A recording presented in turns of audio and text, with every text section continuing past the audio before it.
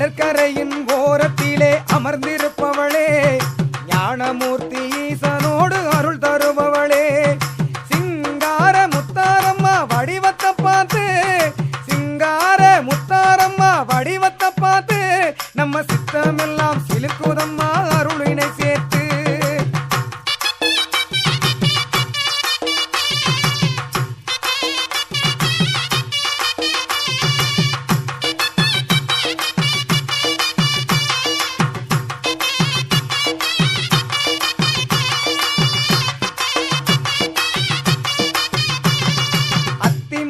கணபதியின் ஆசியை பெற்று அம்மா முத்தார